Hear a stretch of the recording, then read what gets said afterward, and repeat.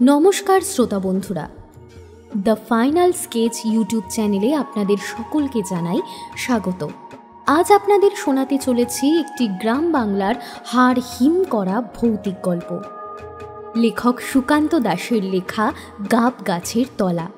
তাহলে চলুন আর বেশি দেরি না করে শুনে নিই আমাদের আজকের গল্প গাব গাছের তলা।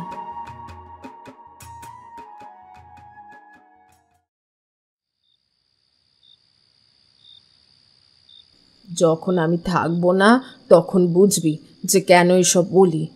বেশি দিনের ব্যাপার নয় তো, দিন তিনেক আমরা ওখানে থাকবো, তারপর তো পাত্তারি গুটিয়ে চলেই আসবো। তা নিয়ে তুমি এত চিন্তা করছো কেন মা? চিন্তা না, আসলে এত দূর, তাছাড়া এর আগে তো তুই এইভাবে একা একা কোথাও যাসনি, তাই। আমি একা একা কোথায় আর মা, আমার সাথে তো নারায়ণ রয়েছে। আমি তো নারায়ণের মাসির বাড়িতেই যাচ্ছি। একটু দূর বটে, কিন্তু ওর তো চেনা জায়গা।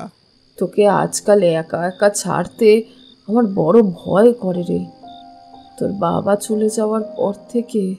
মায়ের গলা রুদ্ধ হয়ে আসে। বাবা চলে যাওয়ার পর থেকে মা একা হাতে আমায়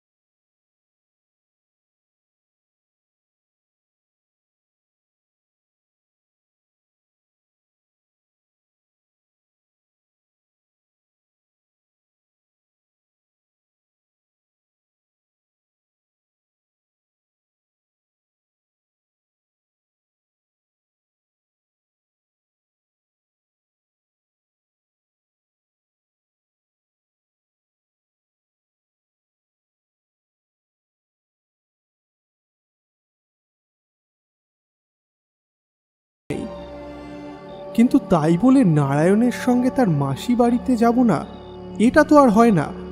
কতবার করে নারায়ণ আমায় যেতে বলেছে, তবে এবার শেষমেশ মা রাজি হয়েই গেল। কিন্তু বারবার করে বলে দিল, অজানা অচেনা জায়গা, রাতের বেলা একা একা বাইরে কোথাও বেরোবি না বাবা। হোক না 3টে দিনের জন্য, তবুও 3টে রাত তো তুই বাইরেই থাকবি। আমার কথা যেন নড়চড় করবি না, তেমন হলে আমি নারায়ণকে বলে দেব। মা তুমিও না, শুধু শুধু নারায়ণকে আবার এসব বলার কোনো প্রয়োজন আছে কি? আমি তো তোমায় বলছি 3টে রাত আমি বাড়ির বাইরে থাকবো ঠিকই, তবে একা একা আমি কোথাও যাব না। আর নারায়ণ আমায় একা একা ছাড়বে বলে কি তোমার মনে হয়? এবার মায়ের মুখে সামান্য হাসি ফুটল। মায়ের চোখের তলায় কালি, মুখটা অবসন্ন। গোটা জীবনটা সে পার করে দিয়েছে আমায় মানুষ করতে গিয়ে, তাই এখন যে তার মুখে একটা শান্ত ক্লান্তির ভাব ফুটে উঠবে সেটাই স্বাভাবিক। এবার সংসারের হাল আমায় ধরতে হবে, সেটাও আমি বুঝতে পারি। চেষ্টা যে করি না তা নয়, তবে মা আমায় তেমন কিছু করতেও দেয় না। বাবা মারা যাওয়ার পর একটা ছোট্ট ব্যবসাও শুরু করেছিল মা, সেটাই এখন কোনো রকমে চালাচ্ছে।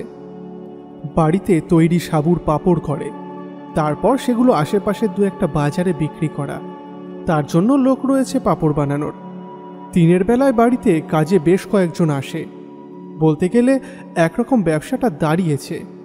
মায়ের ইচ্ছা আছে আমি আর একটু বড় হয়ে যেন এই ব্যবসাটাই আরও ভালো করে তৈরি করি। আমারও তেমনই ইচ্ছে আছে। এর মাঝে ঘুরতে যাওয়া, নিজের গ্রামের বাইরে বেরিয়ে অজানা অচেনা জায়গা দেখা। বেশি দূর যাওয়ার মতো ইচ্ছে কিংবা মায়ের অনুমতি কোনোটাই আমার নেই, তবে আশেপাশে যাওয়া যেতেই পারে। ঠিক এইবার যেমন নারায়ণের মাসির বাড়ি পায়রাডাঙ্গা যাওয়ার জন্য ঠিক হলো। আমাদের গ্রামটা মফস্বল, গ্রামের নাম হরিদেবপুর। চাকদা থেকে বাসে করে প্রায় ঘন্টা 1.5-এর পথ। বনগাঁ আর চাকদার মাঝামাঝি জায়গা। পুরোপুরি গ্রাম না হলেও এদিকে গ্রামের সমস্ত চিহ্নই এখনও রয়েছে। এদিকে এখনও বিজলি বাতি এসে পৌঁছয়নি, এখনও জলের ব্যবস্থাও খুব একটা ভালো নয়।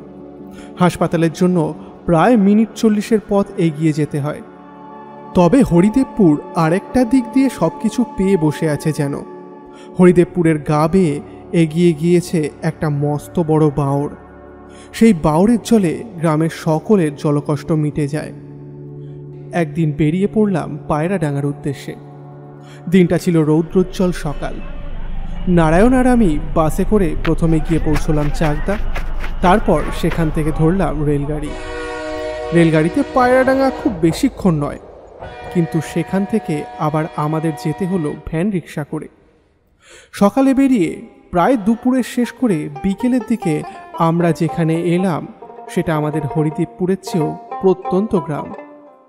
যেদিকে চোখ যায় মাটির গ্রামের পথ, সেই পথ সোজা গিয়েছে বহু দূর পর্যন্ত। খুব পাশে বিস্তৃত সবুজ ধানের জমি এদিকে ওদিকে, ইতস্তত ছড়িয়ে থাকা কয়েকটা ঘরবাড়ি। এটা গ্রামের বাইরের দিকে, তাই ঘরবাড়ি কিংবা লোকজন খুব বেশি চোখে পড়ল না। ভ্যান রিক্সা থেকে নেমে ব্যাগটা হাতে তুলে নিয়ে নারায়ণ বলল, ওই সামনে দিয়ে রাস্তা দেখতে পাচ্ছিস? ওই যে রাস্তাটা সোজা চলে গেছে, ওখানে আমার মাসির বাড়ি। চল বাড়ির দিকে যাই, তারপর হাত মুখ ধুয়ে কিছু খেয়ে নি, বিকেলের দিকে না হয় গ্রাম দেখতে যাব। নারায়ণের কথা অস্বীকার করার মতো নয়। খিদে যে সামান্য পেয়েছে সেটা আমিও বুঝতে পারছিলাম, তাই গ্রামের পথ ধরে তাড়াতাড়ি এগিয়ে চললাম গ্রামের ভেতরের দিকে। আর ওই মন্দিরটা, যে মন্দিরটার কথা কি বলছিলি, সেটা গ্রামের কোন দিকে রে? উত্তরের দিকের ওই মন্দিরটা রয়েছে, যখন ওদিকে যাব তখন দেখবি। এখন তো চারপাশটা খুব রোদ, রোদ কমে গেলে ওদিকে যাব, বিকেলের দিকে না হয় দেখবি। তবে আরেকটা কথা, ও বাড়িতে মাসি মেশো আর তাদের ছেলে আছে। তুই কিন্তু ভুল করেও বলবি না যে তুই ওই গাব গাছের তলার ব্যাপারে জানিস। সেসব আমি তোকে বলেছি, যদি মেশো প্রশ্ন করে তাহলে তখন তুই কি বলবি জানিস তো?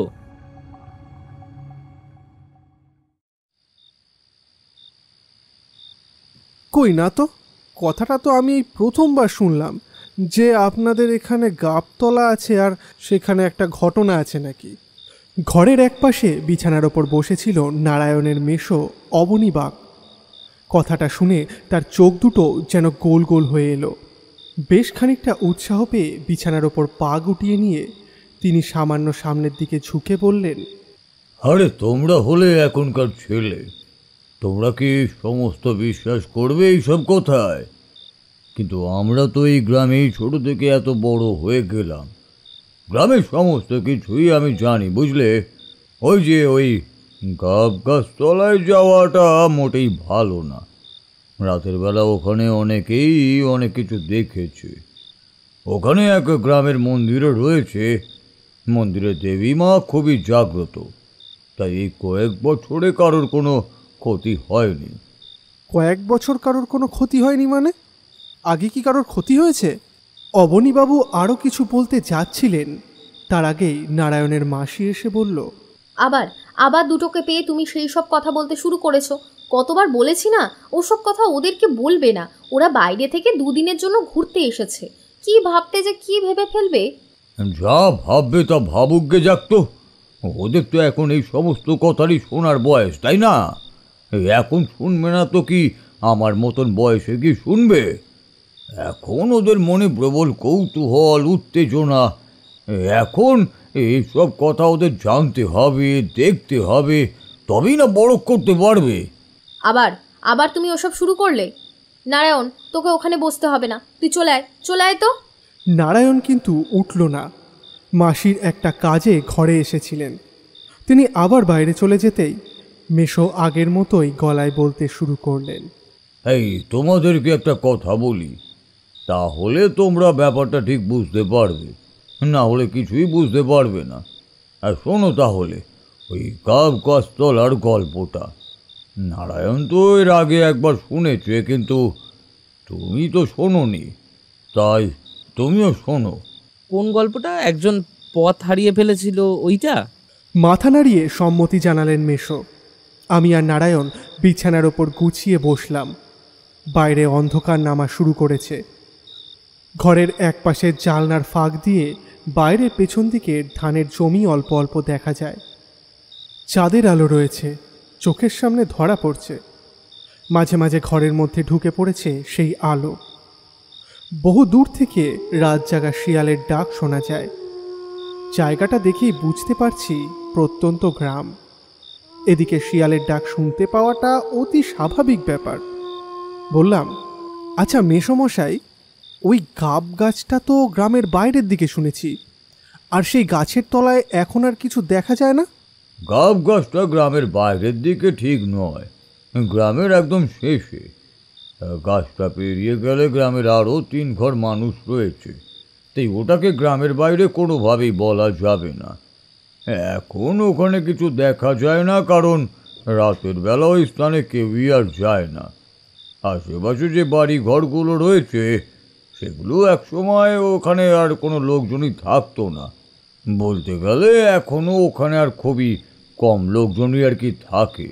মেশো, যে গল্পটা আপনি বলছিলেন?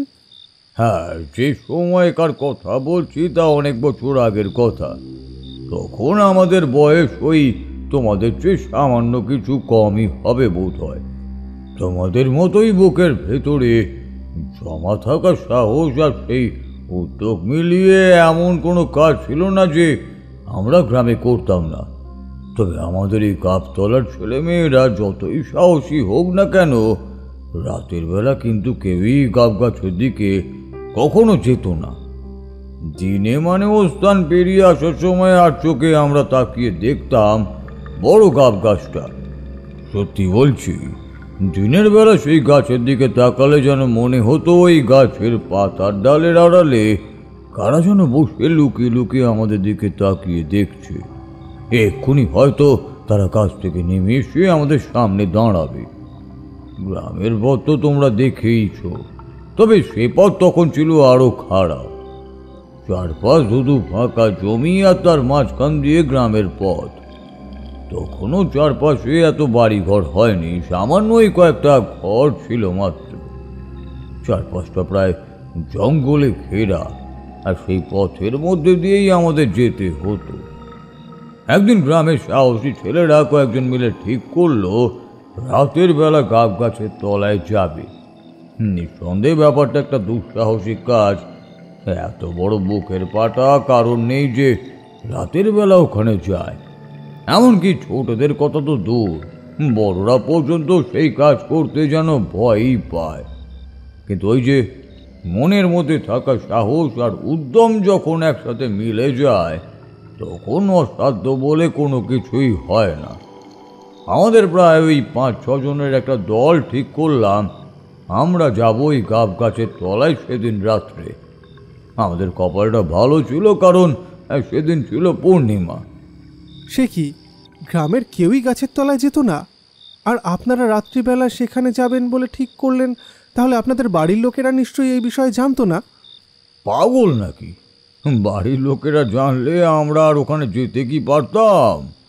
বাড়ির লোকেদের কিছু না বলে রাতের খাওয়া দাওয়া সেরে সবাই যে যার সুযোগ মতো বেরিয়ে পড়েছিলাম। ঠিক হয়েছিল গাছ থেকে বেশ খানিকটা আগে একটা ফাঁকা পরিত্যক্ত জমি রয়েছে, সেই জমির কাছে সবাই জড়ো হব। কথা মতো সকলে জড়ো হয়েও গেলাম, কিন্তু দেখা গেল যে হরেন সমস্তটা ঠিক করেছে সে নিজেই আসেনি। তাছাড়া তার সাহসও আমাদের সবার চেয়ে বেশি। তাই হরেন যে ভয় পেয়ে আসেনি সে কথাটা আমরা কেন জানি না বিশ্বাস করতে পারলাম না। একবার মনে হলো বাড়ি থেকে বের হতে বোধ হয় দেয়নি।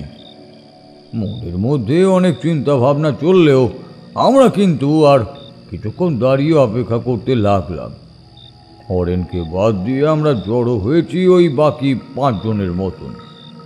এক সময় যখন হরেনের আসার নামগন্ধ নেই, তখন আমাদের মধ্যে দেখেই একজন বলে উঠল, শুধু শুধু এখানে এভাবে দাঁড়িয়ে থেকে তো কোনো লাভ নেই, চল বাড়ি ফিরে যাই, আর না হলে সামনে এগিয়ে যাই।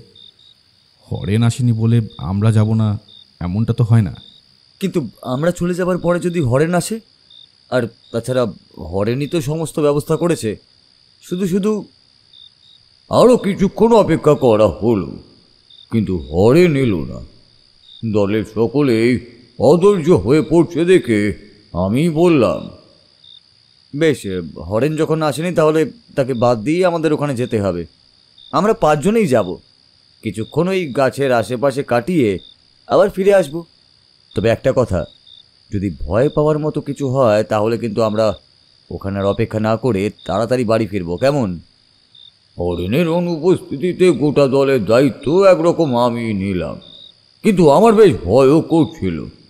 একই চারপাশটা অন্ধকার, তার উপর চাঁদের আলো থাকলেও চাঁদটা আকাশের মেঘের গায়ে সামান্য ঢাকা পড়ে গেছে, তাই আশেপাশে সব কিছু সুন্দরভাবে দেখাও যাচ্ছে না। দলের বাকিরা সামনের দিকে এগিয়ে গেছে, আমি পেছনে হেঁটে আসছি। এমন সময় আমার পেছনে যেন কেউ এসে দাঁড়িয়েছে বলে মনে হলো। ব্যাপারটা হতেই প্রথমে চমকে উঠলাম, আর ঠিক তখনই আমার ঘাড়ের কাছে একটা হাত রেখে বলল, হ্যাঁ রে অবনী, আমায় না নিয়ে চলে এলি কেন বলতো? আমার আসতে একটু দেরি হয়েছিল, এই যা। ও তুই? বাকিটা তো গাছের তলায় এগিয়ে গেছে। হরেন, গাছের তলায় কি সত্যি যেতে হবে আমাদের? আমার না এখানে আসার পর থেকে কেমন যেন একটু ভয় ভয় করছে, বুঝলি? তুই এক নম্বরের ভীতু। আমার দেরি হলো তাও দেখ, আমি একা একাই চলে এলাম, আর তুই কি না ওখানে যেতে ভয় পাচ্ছিস? আরে না রে, আশপাশটা চাঁদের আলোয় কেমন যেন জল জল করছে, অথচ তাকিয়ে দেখ ওই গাব গাছের তলাটা কেমন যেন ঝুপসি অন্ধকার হয়ে রয়েছে। সবাইকে দেখ, দূর থেকে তাকিয়েও যেন কেমন যেন ভয় পাচ্ছে। তুই কি দেখতে পাচ্ছিস না? এতক্ষণ বলে অবনী মেশো থামলেন। তারপর হ্যারিকেনের আলোটা আর একটু বাড়িয়ে দিয়ে বললেন, ফাঁকা মাঠের চারপাশে সবাই মিলে বেশ কয়েকবার চক্কর দিলাম। গাব গাছটা মাঠের একদম শেষের দিকে, গাছের তলায় চাপ চাপ অন্ধকার, তার পেছনের দিকে জঙ্গল শুরু হয়ে গেছে। আকাশে চাঁদের আলো থাকলেও কোথাও যেন একটা ঠান্ডা বাতাস এসে বারবার গায়ে ধাক্কা দিচ্ছিল। আমি আর হরেন একসাথে হাঁটতে হাঁটতে গাছতলার দিকেই এগিয়ে যাচ্ছি।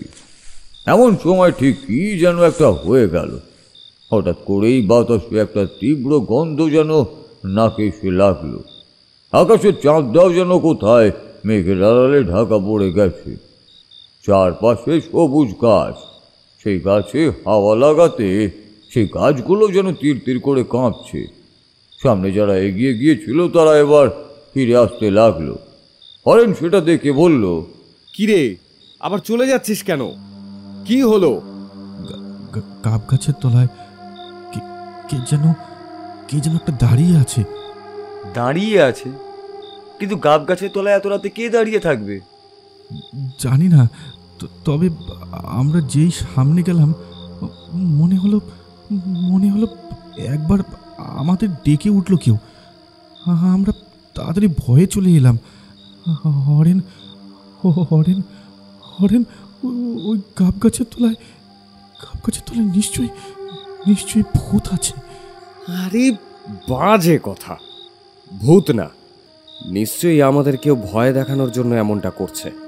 আমরা এখানে আসবো সেটা কেউ জানতো, আর সেই হয়তো এমন কাজ করেছে। অবনী মেশো গল্প বলে চললেন, আর এখানে জালনা দিয়ে এসে ঢোকা অল্প হাওয়ার মাঝে মাঝে তীর তীর করে কাঁপছে তার পেছনের জানলাটা। খোলা জানালা দিয়ে বাইরেটা এখন অস্পষ্টভাবে দেখা যায়, কারণ অন্ধকার নেমে এসেছে। আর সেই অস্পষ্ট অন্ধকারের জানালার বাইরে দিয়ে হঠাৎ করে মনে হলো কে যেন দাঁড়িয়ে আছে। ব্যাপারটা ঘটল মুহূর্তের জন্য, আর সেটা দেখেই আমি চমকে উঠেছিলাম। বোধহয় আমার মুখ থেকে কিছু একটা বেরিয়ে এসেছিল, তাই অবনী মেশো আর নারায়ণ একসাথে আমার দিকে ঘুরে তাকালো। নারায়ণ বলল, কিরে, কি হয়েছে? অমন চমকে উঠলি কেন? চিৎকার করে উঠতে যাচ্ছিলিস মনে হলো। ওই অন্ধকার জানলাটার কাছে কি যেন এসে দাঁড়িয়েছিল। নারায়ণের চেয়ে অবনী মেশো বোধহয় একটু বেশি চিন্তিত হলেন, কিন্তু মুখে কিছু বললেন না। বড় অদ্ভুত ব্যাপার তো, জানালার কাছে তো কেউই নেই, আর এত রাতে গ্রামের কেউ তো এখানে আসবেও না। তুমি নিশ্চয়ই ভুল দেখেছো বাবা। মনে মনে ভাবলাম সেটা হতেই পারে। অবনী মেশোর কথায় এত মশগুল হয়ে গিয়েছিলাম যে খেয়াল ছিল না, তাই অন্ধকারে কিছু একটা ছায়ার জন্য এমনটা মনে হয়েছে। বললাম, তারপর মেশো, তারপর কি হয়েছিল বলুন না। তারপর আর কি, মনের মধ্যে প্রবল ভয় আর উত্তেজনা নিয়েও আমরা সেই গাব গাছটার কাছে গেলাম। আর গাছটার কাছে যেতেই বুঝতে পারলাম ছেলেটা মিথ্যে কথা বলেনি। আমাদের দলের সকলেই গাছ থেকে কয়েক হাত দূরে দাঁড়িয়ে ঠক ঠক করে কাঁপছি। হরেন এগিয়ে গেল। আমি তার একটা হাত চেপে ধরে বললাম, হরেন ভাই, হরেন যাস না ভাই। আমার হাতটা হরেন ছাড়িয়ে নিয়ে বলল, তোরা সব ভিতুর ডিম, তোরা ওই ভয় নিয়েই বসে থাক। হরেন আস্তে আস্তে এগিয়ে গেল সামনের দিকে। প্রবল ভয় পাওয়ার কারণে আমি কিন্তু হরেনের সঙ্গে এগিয়ে যেতে আর পারলাম না। বারবার মনে হচ্ছিল এখনই কিছু একটা ঘটবে, অথচ হরেন আমার কোনো কথাই শুনছে না। আশেপাশের হাওয়াটা যেন আরো ঠান্ডা হয়ে আসছে। গাব গাছের দিকে অন্ধকারে তাকিয়ে সত্যিই যেন মনে হলো গাব গাছের তলার অন্ধকারটা যেন নড়ে ছড়ে বেড়াচ্ছে। আমার পেছনে বাকিরাও হরেনকে চিৎকার করে বারণ করছিল, কিন্তু হরেন কোনো কথাই কিছুতে শুনবে না। সে এক পা করে এগিয়ে যাচ্ছে সেই গাব গাছের তলার দিকে। একটা কথা এখানে বলে রাখা তোমাদেরকে ভালো, হরেন যখন বাড়ি থেকে এসেছিল তখন কিন্তু তার হাতে কোনো লণ্ঠন ছিল না। বোধহয় এখানে কারোর হাত থেকে একটা লণ্ঠন সে তুলে নিয়েছিল। সেই লণ্ঠন নিয়ে গাব গাছের একদম কাছাকাছি গিয়ে পড়েছে। আমি চিৎকার করে বললাম, হরেন, হরেন যাস না ভাই, ফিরে আয়। ও গাছের তলা রাতের বেলা মোটেই ভালো নয়, নিশ্চয়ই ওখানে কেউ আছে। তুই ফিরে আয় ভাই, ফিরে আয়। আমার কথা শেষ হলো না, তার আগেই গাছের তলার দিক থেকে একটা অদ্ভুত হাসি ভেসে এলো। সে হাসি যে কোনো মানুষের হতে পারে না সে ব্যাপারে আমরা নিশ্চিত, কিন্তু ততক্ষণে যা হওয়ার হয়ে গেছে। হরেন গাছটার একদম কাছাকাছি পৌঁছে গেছে, আমি তার থেকে বেশ খানিকটা দূরে। আমার পেছনে আরো একটা গাছের তলায় দাঁড়িয়ে আমাদেরই বাকি সবাই। হাসির শব্দটা শুনে কিন্তু বাকিরা সেখানে দাঁড়িয়ে থাকতে সাহস করলো না। একটা ভয়ে চিৎকার করে সবাই মিলে রুদ্ধশ্বাসে ছুটলো গ্রামের পথ ধরে।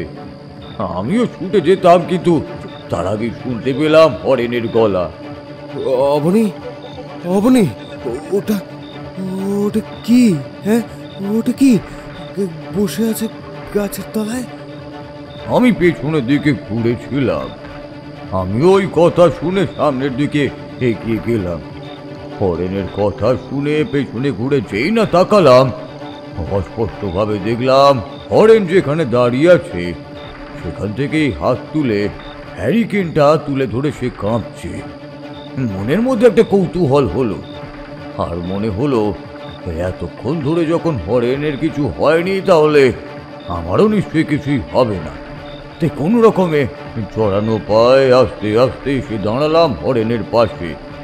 হরেন হ্যারিকেনটা তুলে ধরেছে মুখের এক পাশে। সেই আলোটা গিয়ে পড়েছে গাব গাছের তলায়, আর সেই গাব গাছের তলায় যেটা বসে রয়েছে তাকে মানুষ বলা চলে না। একটা যেন অতি বৃদ্ধ মানুষ, তার গোটা শরীর যেন কঙ্কাল সার। দেখে মনে হচ্ছে একটা কঙ্কালের গায়ে কেউ কালচে রঙের চামড়া বসিয়ে দিয়েছে। তার দুটো চোখ উজ্জ্বল ভাবে আমাদের দিকেই তাকিয়ে রয়েছে, মুখে একটা অদ্ভুত হাসি। সে শুধু বসে নেই, যেন ঠিক কুকুরের মতো চার হাত পা মাটির সাথে সমান্তরালে রেখে অপেক্ষা করছে। অতি সাধারণ একটা দৃশ্য, কিন্তু সেই দৃশ্যটা দেখেই হরেন এত ভয় পেয়ে গেল কেন সেটাই আমি বুঝতে পারলাম না। হরেনের কাঁধে হাত রেখে বুঝতে পারলাম তার গোটা শরীর ভয়ে থরথর করে কাঁপছে। প্রশ্ন করতেই যাব তার আগেই লোকটা আবার কথা বলে উঠল। তবে সত্যি বলতে লোকটা তখনও কথা বলেনি, কিন্তু আমার মনে হলো লোকটা যেন এক্ষুনি কথা বলে উঠবে। এক দৃষ্টিতে তাকিয়ে রইল হরেনের দিকে। হরেনের দিকে তাকিয়ে দেখি সেও এক দৃষ্টিতে তাকিয়ে দেখছে সেই লোকটারই দিকে। আবার একটা হাসির শব্দ। হাসিটা যে ওই লোকটার দিক থেকেই ভেসে আসছে সেটা বুঝতে আমার আর বাকি রইল না, কিন্তু তার চোখে দৃষ্টি নড়ছে না, আর তার মুখটাও নড়ছে না। মাথার ভেতরটা যেন সব এলোমেলো হয়ে যাচ্ছিল। কি করব কিছুই বুঝতে পারছিলাম না। কি যেন একটা মনে হতেই হরেনের হাত থেকে হ্যারিকেনটা তুলে নিলাম, আর তাতেই যেন ঘটনাটা ঘটে গেল। হরেনের শরীরটা একবার থরথর করে কেঁপে উঠে মাটির উপর ঢপ করে পড়ে গেল। গাছের তলায় যেন একটা অদ্ভুত শব্দ শুনতে পেলাম, আর তারপরে তাকিয়ে দেখি সেই অদ্ভুত বৃদ্ধ লোকটা সেখানে আর নেই, কোথায় যেন মিলিয়ে গেছে। সে কি, ওরা তাহলে আপনার কোনো ক্ষতি করেনি? মানে আপনারা ভালোভাবেই সেখান থেকে চলে এসেছিলেন, তারপর আর কখনো গাবতলা যাননি? আরে তুই কি মনে করলে হে ছোকরা, গল্প কি এখানে শেষ হয়েছে নাকি? গল্প এখানে শেষ হয়নি, এখনো বাকি রয়েছে। আচ্ছা মেশো, ওই সেবার ওই গাবতলা থেকেই ফিরে তো তোমার বন্ধুই হরেন, মানে আরে হ্যাঁ, সেটাই তো বলবো এবার। সেদিন কি করব ঠিক বুঝতে পারছিলাম না। আমি আর হরেন রয়েছি সেখানে। হরেন মাটির উপর পড়ে ঠক ঠক করে কাঁপছে, আর মুখ থেকে বিড়বিড় করে কি সব যেন কথা তার বেরিয়ে আসছে। আমি এক হাতে হ্যারিকেন নিয়ে বোকার মতো দাঁড়িয়ে রয়েছি। ঠিক তখনই পেছনের দিকের কথাবার্তার শব্দ শুনতে পেলাম।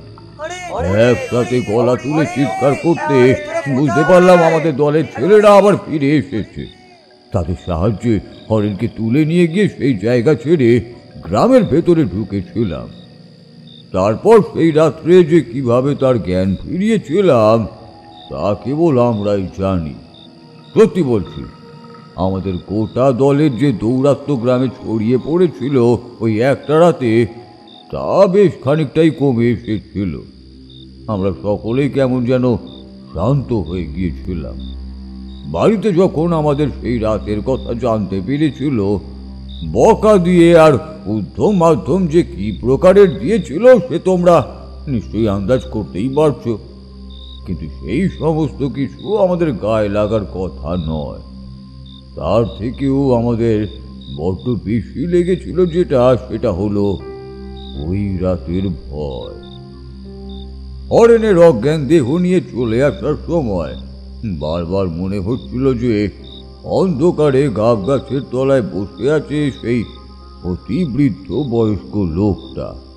উজ্জ্বল দৃষ্টিতে আমাদের দেখে চলেছে। সে দৃষ্টিতে কি যেন একটা মেশানো ছিল। কোনো ভয় পাওয়ার মতো দৃশ্য সেটা নয়, কিন্তু তবুও সেই দৃষ্টি দেখে যেন বুকের ভেতরের অন্তরাত্মা পর্যন্ত কেঁপে উঠছিল। দেখতে দেখতে 5টা দিন কেটে গেল, কিন্তু হরেনের জ্বর কমল না। সেই রাতেই তার প্রবল জ্বর এসেছিল।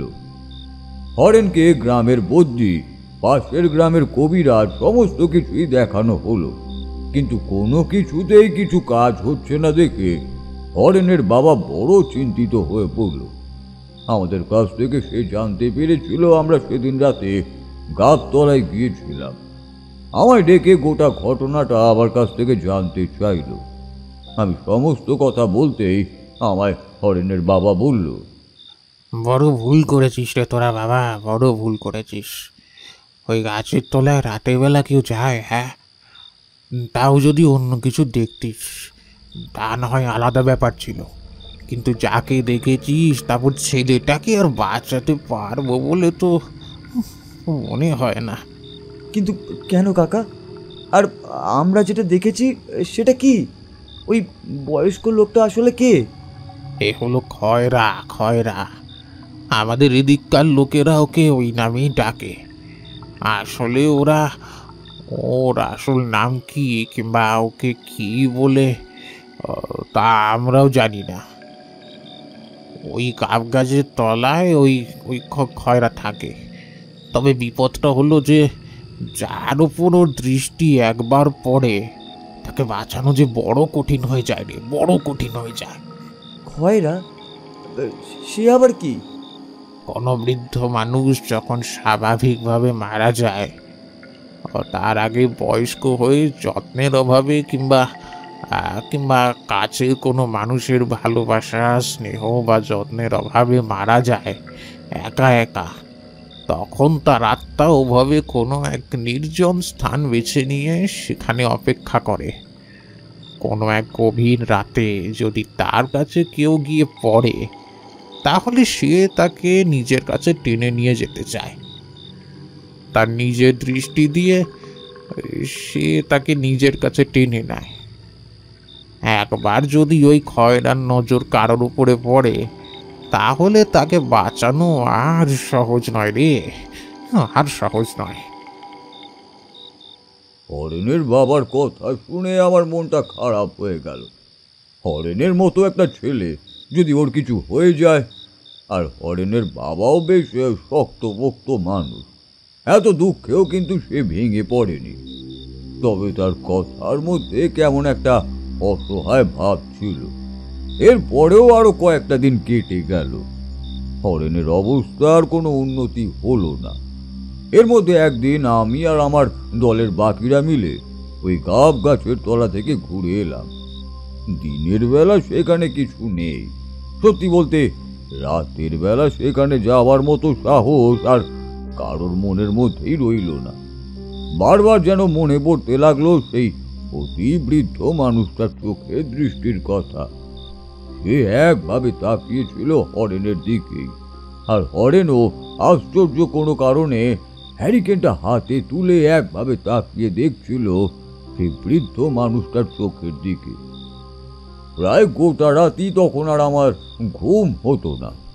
বারবার হরেনের কথা মনে পড়তো, আর মনে পড়তো সেই বয়স্ক লোকটার কথা। ওই জানলার বাইরে সত্যি কেউ দাঁড়িয়ে আছে, সত্যি কেউ আছে জানলার বাইরে। আমার কথাটা যেন চিৎকারের মতো হয়েছিল। আমার কথায় এবার নারায়ণ আর অবনীবাবু দুজনেই কেমন যেন চমকে উঠে বিছানা থেকে নেমে তাড়াতাড়ি জানালার কাছে গেল। আমি সত্যি দেখেছি জানালার কাছে কে যেন একটা দাঁড়িয়েছিল, আর সে আমাদের দিকে তাকিয়েছিল। আমার ভুল হতেই পারে না। অবনীবাবু জানালার কাছে গিয়ে বাইরে তাকিয়ে দেখে বললেন, তুমি বললে বটে, কিন্তু বাইরের চারপাশটা তো ফাঁকা। কেউ যদি থেকেই থাকে তাকে তো দেখা যাবে। আমিও গোটা ব্যাপারটায় এবার অবাক হয়ে গিয়েছিলাম। স্পষ্ট দেখতে পাচ্ছি জানালার কাছে দাঁড়িয়ে একটা মুখ ভেতর দিকে তাকিয়ে দেখছিল, যেন আমি সেদিকে তাকিয়ে চিৎকার করে উঠতেই হঠাৎ সে সরে গেল। আমার চিৎকার শুনেই বোধহয় ঘরের পাশ থেকে নারায়ণের মাসি ছুটে এসে বলল, কি হয়েছে? তোমরা চিৎকার করছো কেন? রান্না হয়ে এসেছে, একটু পরে খেতে দিয়ে দেবো। আর কি ব্যাপার বলতো? তাকে আর কিছু বলা হলো না। তাকে কিছু বললে সে চিন্তা করবে, তাই কোনো রকমে তাকে বুঝিয়ে পাশের ঘরে পাঠিয়ে দিয়ে জানালাটা এবার অবনীবাবু বন্ধ করে দিলেন। তারপর বিছানার উপর আবার এসে বসলেন।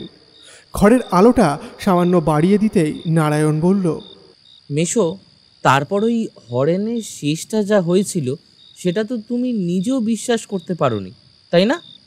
কি করে বিশ্বাস করব বলতো? অমন একটা ছেলের যদি এমন একটা অন্তিম পরিণতি হয়, তাহলে সে কথা কি কখনো বিশ্বাস করা যায়? হরেনের শরীর খারাপ ক্রমে ক্রমে বাড়তে লাগলো, আর তার জ্বর কিছুতেই কমতে চায় না।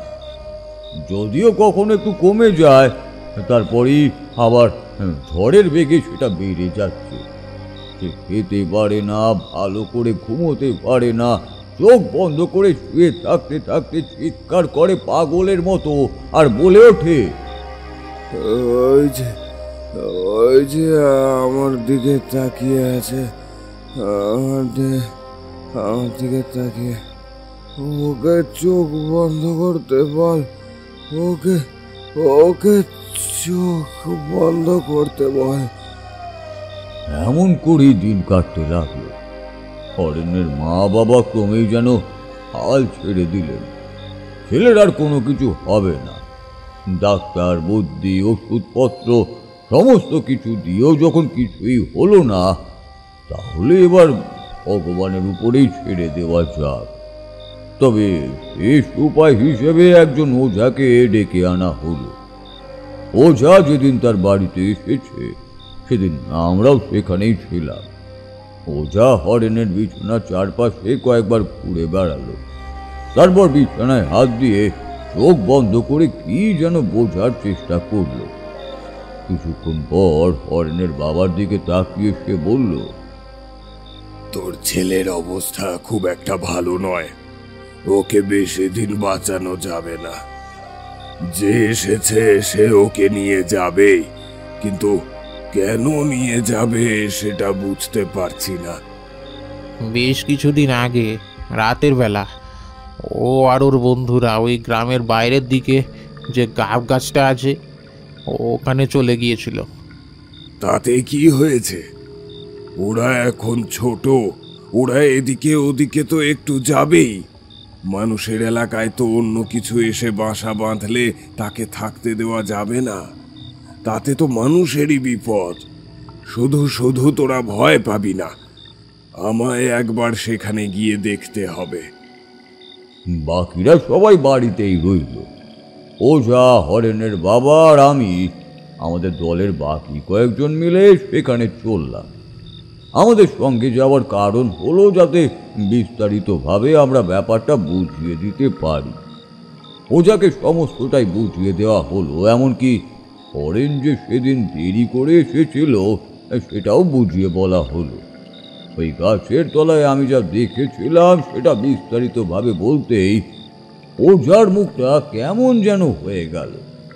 সে গাব গাছের তলায় গিয়ে গাছের গায়ে একবার হাত বুলিয়ে তারপর আমাদেরকে বলল, ব্যাপারটা খুব একটা ভালো নয়, এখানে নিশ্চয়ই কিছু একটা আছে।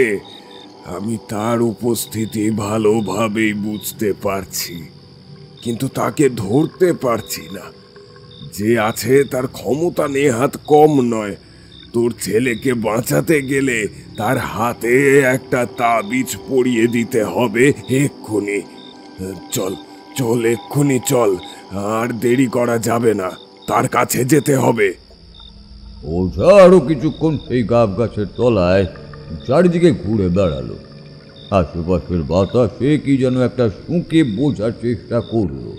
তারপর এক সময় মাথা নাড়িয়ে বলল, গন্ধটা ভালো না, গন্ধটা খুব একটা ভালো না। হরেনের বাড়ি ফিরে এসে ওঝা হরেনের মাথায় একটা লাল রঙের কিসের যেন টিপ পরিয়ে দিল। তারপর গোটা শরীরে একটা জল ছিটিয়ে দিয়ে হাতে একটা তাবিজ বেঁধে দিল। হরেন তখন ঘুমোচ্ছে, মাঝে মাঝে বিড়বিড় করে কি যেন বলছিল, তবে ওর গায়ে হাতে জল দেওয়ার পর কেমন যেন শান্ত হলো, যেন মনে হলো চুপ করে ঘুমিয়ে পড়েছে। একটু পরেই হরেনের নিঃশ্বাস গভীর হতে লাগলো। ওঝা বাইরে এসে হরেনের বাবাকে বলল, শোন, ওই গাছের তলায় যে আছে সে কিন্তু আবার আসবে, তোর ছেলেকে সে আবার নিতে আসবে। আর আমার মনে হয় রাতের বেলা সে তোর ছেলের কাছে মাঝে মাঝেই আসে, না হলে ব্যাপারটা এত বাড়াবাড়ি হতো না। একটু সাবধানে থাকবি, রাতের বেলায় জেগে কাটাতে পারবি তো? নিশ্চয়ই পারবো। না, শুধু তোকে দিয়ে হবে না, তোরা কি রাতের বেলা এখানে থাকতে পারবি? একজন থাকলেই হবে। কিন্তু আমরা কি এখানে থাকতে পারবো? মানে আমরা কি পারবো ও যে আসবে তাকে আটকাতে? যে শক্তির নজর ওর উপর পড়েছে তার নাম হলো খয়রা। এই প্রেত সেই সমস্ত মানুষ যারা বয়স্ককালীন সময়ে অপঘাতে মারা যায়। মৃত্যুর সময় তার মুখে জল দেওয়ার মতো কাউকে পায় না, অথচ তার প্রিয়জন ছিল। এমন কোনো মানুষ মারা গেলে তারা প্রিয়জনের খোঁজে ঘুরে বেড়ায় এক নির্দিষ্ট স্থানে। সেখানে কেউ গেলে তাকে সে নিজের সেই প্রিয়জন মনে করে এবং তাকে নিজের কাছে টেনে নেয়। ওই গাব গাছের তলায় তেমনই কেউ একটা ছিল যে হরেনকে নিজের কাছে টেনে নিতে চায়। তারপর বেশ কিছুদিন ওভাবে আস্তে আস্তে সে হরেনকে নিজের কাছে টেনে নেবে। আমরা হরেনের দিকে তাকালাম। এখন যেন নিশ্চিন্তে ঘুমোচ্ছে।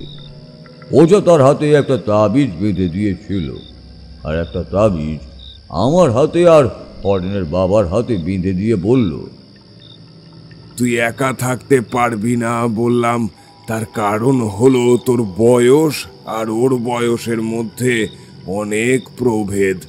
এই খয়রা প্রেত বয়সের ব্যাপারে অনেক বাদ বিচার করে থাকে। এই ছেলেটি অর্থাৎ হরেনের বন্ধুর সাথে হরেনের আত্মার এক বয়সোচিত সম্পর্ক রয়েছে। সেই সম্পর্কের জন্যে এই ছেলেটি তাকে বেশ খানিকটা রক্ষা করতে পারবে। তবে সাবধান, তোর নিজেরও কিন্তু ভয় রয়েছে।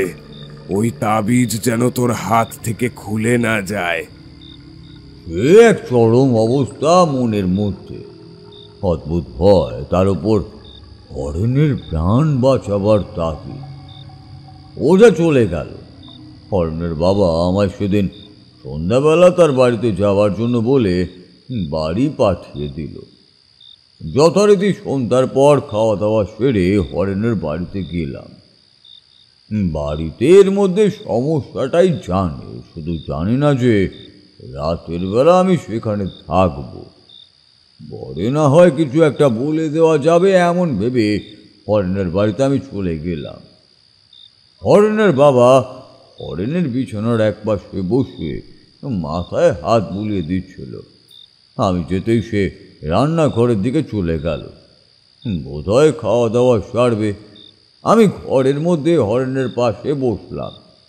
তার মুখের দিকে তাকিয়ে দেখলাম হ্যারিকেনের অল্প আলোয় তার মুখটা কেমন যেন কালচে হয়ে এসেছে। দুটো ঠোঁট সাদা ফ্যাকাশে হয়ে গেছে, শরীরে যেন রক্ত আর নেই। বসে রইলাম। বেশ কিছুক্ষণ ঘরের জানলা দুটো খোলা। একটা হাওয়া জানলা দিয়ে ঘরের ভেতরে এসে ঢুকছিল। সেই জানালাটা আটকানোর জন্য উঠে গিয়ে জানালার কাছে দাঁড়িয়ে বাইরের দিকে তাকালাম। আধো অন্ধকারে চারপাশটা ছেয়ে রয়েছে, আর পেছনের দিকে ধানের জমি বহু দূর পর্যন্ত বিস্তৃত। আকাশে চাঁদটা অল্প আলো ছড়িয়ে যেন চুপ করে বসে এই রাতের অদ্ভুত দৃশ্য দেখে চলেছে। মনে মনে ভাবতে লাগলাম সেদিন রাত্রের গাব গাছের তলার কথাগুলো। হঠাৎ করে ঘরের মধ্যে একটা খুট করে শব্দ শুনে ঘুরে তাকিয়ে দেখি হরিণের বিছানার কাছে হ্যারিকেনের আলোটার এক পাশে এসে কে যেন বসেছে। ঘরের দরজা ভেজানোই ছিল। আমি প্রথমে ভাবলাম যে হরিণের বাবা বোধ হয় এসে বসেছে, তাই আর না এগিয়ে জানালা দিয়ে বাইরে দিকে তাকিয়ে দেখতে লাগলাম। বেশ কিছুক্ষণ হয়ে গেল, অথচ হরিণের বাবা কোনো কথাই বলছে না। আসলে সে বসেছিল আমার ঠিক পেছন করে, আর সে সামনের দিকে থাকায় আমি তাকে ভালোভাবে দেখতেও পারছিলাম না। শুধু একটা ছায়া এসে বসেছে হরেনের পাশের কাঠের টুলটার কাছে, এটুকুই দেখতে পাচ্ছিলাম। আমি এবার বললাম, কাকা এই তো গেলে, আর এত তাড়াতাড়ি তোমার খাওয়া হয়ে গেল? কোনো উত্তর নেই। ঘরের ভেতরটা যেন হঠাৎ করেই আর একটু বেশি শান্ত হয়ে এসেছে। আমি একটু অবাক হলাম। জানালা থেকে দুপা সামনের দিকে এগিয়ে যেতেই সেই অদ্ভুত গন্ধটা আমার নাকে এসে ঠেকল। সেদিন রাতে গাব গাছের থেকে কয়েক হাত দূরে দাঁড়িয়ে যে গন্ধটা আমি পেয়েছিলাম ঠিক তেমনই গন্ধ। আর তখনই মনে পড়ে গেল হরেনের ঘরের দরজাটা ভেজানো ছিল। সেই দরজা ঠেলে ঘরে ঢুকলেও তো আমি শব্দ শুনতে পাবো, বা দরজা খোলার সময় যে ক্যাচ ক্যাচ করে একটা শব্দ হয় সেটা তো শুনতেই পেতাম। চকিতে বুঝতে পারলাম যে সে বসেছে, সে মাথাটা ঝুঁকিয়ে একভাবে তাকিয়ে দেখছে হরেনের দিকেই। কথাটা বুঝতে পারতেই কিন্তু আমি আর চুপ করে বসে থাকতে পারলাম না। তাড়াতাড়ি কোনো রকমে এগিয়ে গেলাম বিছানার দিকে। হ্যারিকেনের অল্প আলোয় বিছানার উল্টো দিকে হরেনের পায়ের কাছে দাঁড়িয়ে যে দৃশ্য দেখতে পেলাম তা আজও মনে পড়লে যেন গোটা শরীরটা আমার কেঁপে ওঠে। অবনীবাবু একটু থামলেন। তার চোখ দুটো হ্যারিকেনের আলোয় চকচক করে উঠল। আমি আর নারায়ণ অপেক্ষা করতে লাগলাম তার কথা শোনার জন্য। নারায়ণ বোধহয় এই গল্পটা আগেও শুনেছে, তবুও সে কেমন যেন একটা অজানা কৌতূহলে চুপ করে তাকিয়ে রয়েছে জানালার দিকে। একবার তাকিয়ে দেখলাম, কেমন যেন মনে হলো জানালার বাইরে আবার কেউ এসে দাঁড়িয়েছে। ঠিক তখনই মনে হলো একটা চেনা গলা। অবনিমেষও বলে উঠল, বিছানার দিকে তাকিয়ে দেখি হরেনের মুখের থেকে খানিকটা উঁচুতে, মাথাটা নিচু করে এক দৃষ্টিতে তার দিকে তাকিয়ে দেখে চলেছে সেই বয়স্ক লোকটা। ওঝা যার কথা আমাদের বলেছিল, যার জন্য হরেন আর আমার হাতে তাবিজ রয়েছে, কিন্তু তাবিজ যখন তার দেওয়া, তাবিজ হাতেও রয়েছে, তাহলে লোকটা এলোই বা কি করে? তখন সেসব দেখার মতো সময় ছিল না। আমি তাড়াতাড়ি ছুটে গিয়ে ধাক্কা দিলাম দরজার উপরে আর চিৎকার করে ডাকলাম, কাকা, ও কাকা, চিকড়ি এসো, কাকা তাড়াতাড়ি এসো। হরেনের বাবা বোধহয় খেতেই বসেছিল। ইঁটো হাতেই তাড়াতাড়ি ছুটে সে ঢুকলো ঘরের ভেতরে। ততক্ষণে কিন্তু ঘরের ভেতর থেকে সেই বয়স্ক লোকটা উধাও হয়ে গেল। আমি ভয়ে আতঙ্কে যেন পাথরের মতো হয়ে গিয়েছিলাম। ঘরের দরজার কাছে মাটির উপরে বসে পড়েছিলাম। তাড়াতাড়ি ঘরে ঢুকে হরেনের বাবা প্রথমে হরেনকে দেখল, তারপর আমায় তুলে বসিয়ে কোনো রকমে শান্ত করতে লাগলো। আমি সমস্ত কথা ওনাকে খুলে বললাম, কিন্তু ওঝার দিয়ে যাওয়া মাদুলি থাকার পরেও সে এলোই বা কি করে? ওঝা বলেছিল সেই মাদুলি তাকে রক্ষা করতে পারবে, কিন্তু এই ঘরে তার আশা আটকাতে পারবে না। তার ক্ষমতা অনেক। আর ব্যাপারটা বড্ড বেশি দেরি হয়ে গেছে রে, বুঝলি অবনি? হরেনকে আর বাঁচানো যাবে বলে তো মনে হয় না।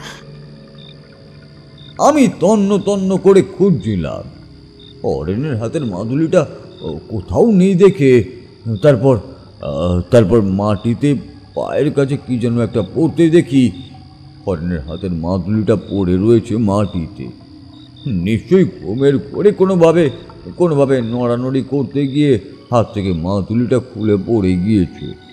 কিন্তু সেটাই বা হয় কি করে? সেই রাতে আমার হাতের মাদুলি খুলেই হরেনকে পরিয়ে দিয়েছিলাম। ভেবেছিলাম হয়তো হরেন এই যাত্রায় বেঁচে যাবে, কিন্তু কোনো লাভই হয়নি। বেশ রাত্রের দিকে হরেন মারা গিয়েছিল। পাশের গ্রামের শ্মশানে তাকে উড়িয়ে দেওয়া হয়েছিল। এরপর থেকে ওই গাব গাছের তলায় রাতের অন্ধকারে কেউই আর যাওয়ার সাহস করেনি, আর তাই হয়তো ওখানে আর কেউই কিছু দেখেও নি। আজ এত বছর কেটে গেছে, কিন্তু এই বয়স্ক লোকটার মুখ আর সেই দৃষ্টি যেন আমি আজও। অবনিমেষর কথা শেষ হলো না। আমি ঘরের অন্য পাশে অন্ধকারের দিকে তাকিয়ে চিৎকার করে বলে উঠলাম, মা, মা, তুমি এখানে কি করে?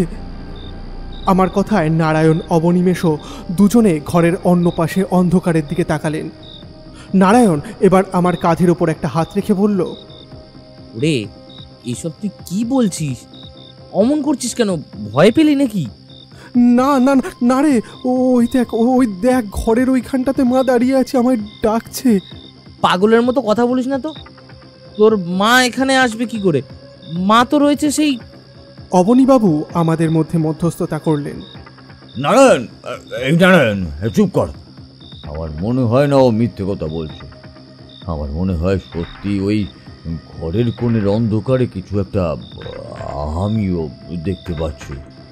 আমার কানে এই সব কথা আসছিল, কিন্তু সেই কথা ছাপিয়ে আমি তখন শুনতে পাচ্ছিলাম আমার মা ঘরের কোণের অন্ধকারে যে দরজা দিয়ে একটু আগে নারায়ণের মাসি বেরিয়ে গেল, সেই দরজার কাছে দাঁড়িয়ে আমায় ডাকছে।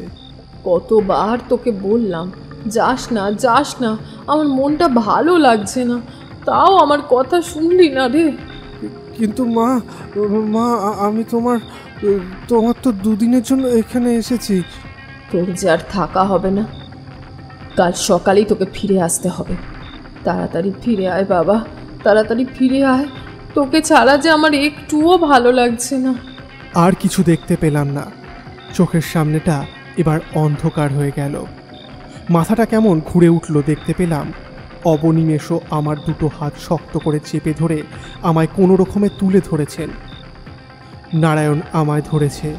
বিছানার ওপর আমায় শুইয়ে দিতে দিতে অবনিমেষও বলছে, তুমি শুয়ে পড়ো বাবা, তুমি এখন শুয়ে পড়ো, কেমন? কিন্তু মেশো, আমি যে সত্যি দেখলাম আমার মা ওখানে এসে। আহা, ও সব কথা বরং এখন থাক না।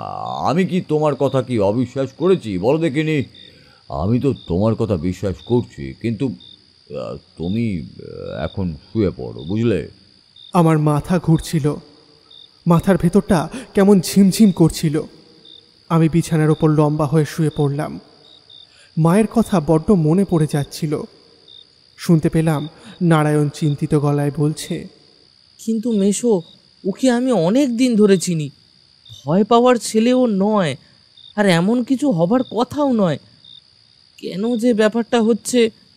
আচ্ছা নারায়ণ, যখন ও এখানে এসেছিল তার আগে ওর মায়ের অবস্থা ঠিক কেমন ছিল? মানে এই শরীর স্বাস্থ্য সব কি ভালো ছিল তো? কোনো দুঃসংবাদ? না না না, কি বলছো মেশো? আসার সময় তো বেশ ভালোই ছিল। আসার সময় কথা বলে এলাম, কিন্তু একদম ছাড়তে চায় না ওকে কোথাও একা একা। আসলে ওর বাবা মারা যাওয়ার পর থেকেই একটু বেশি আগলে রাখে। এরপরে আর কোনো কথা হলো না। একটু পরেই নারায়ণের মাসি ঘরে এসে ঢুকল। সেই রাত্রের কথা আর কিছুই মনে নেই।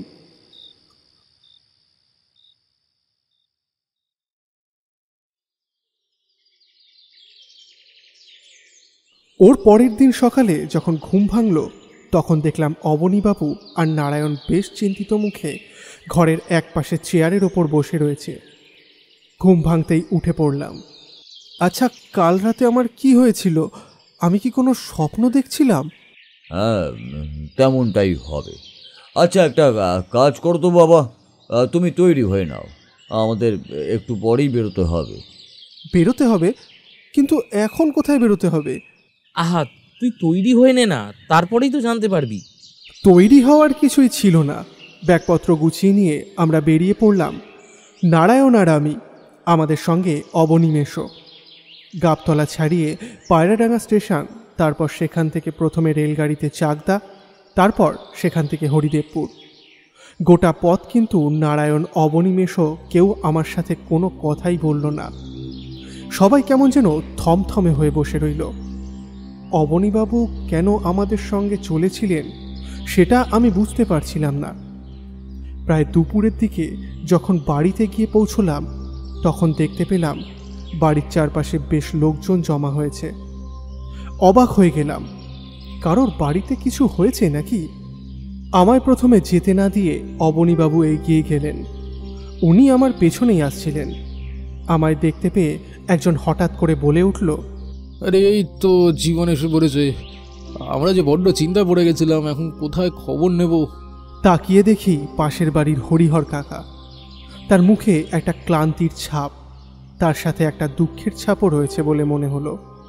আমি বললাম, কি বলো তো হরি কাকা, কি হয়েছে? আমি তো মাত্র দুদিনের জন্য। হরিহর কাকা কিছু একটা বলতে যাচ্ছিল, তার আগেই অবনিমেষও এগিয়ে এসে গম্ভীর গলায় বললেন, এই জীবন, একবার বাবা ঘরের মধ্যে এসো তো। ঘরের ভেতরে ঢুকতেই আমি অবাক হয়ে গেলাম। ঘরের ভেতরে মাটিতে শুইয়ে রাখা রয়েছে একটা মৃতদেহ। তার গায়ের উপর সাদা কাপড় চাপানো, মুখটা তখনও বাইরে বার করা, আর তার চোখ বন্ধ করা অবস্থাতেই যেন আমার দিকে তাকিয়ে রয়েছে। আমি ছিটকে দুপা পিছনে সরে গেলাম।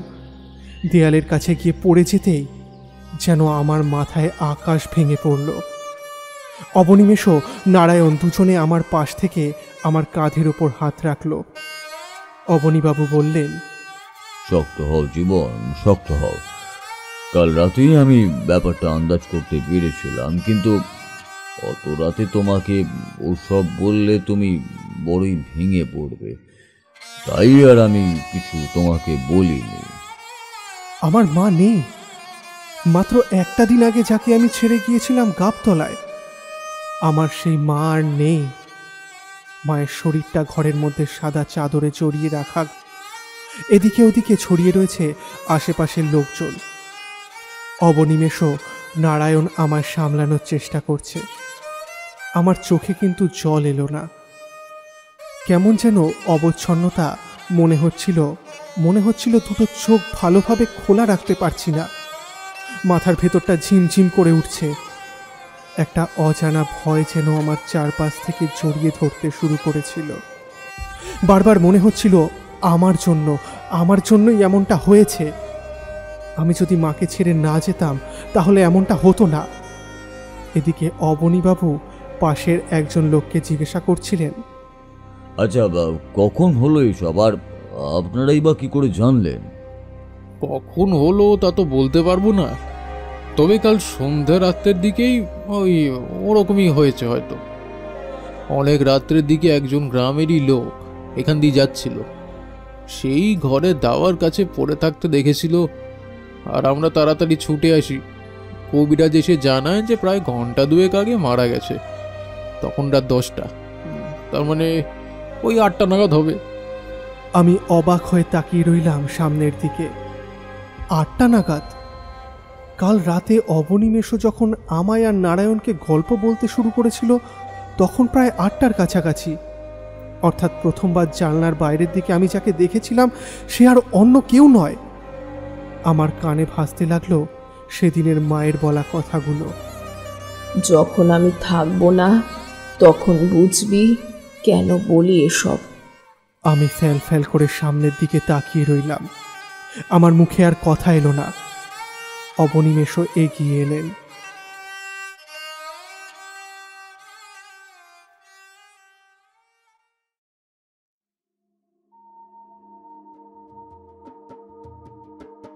এতক্ষণ শুনছিলেন লেখক সুকান্ত দাসের লেখা গাব গাছের তলা।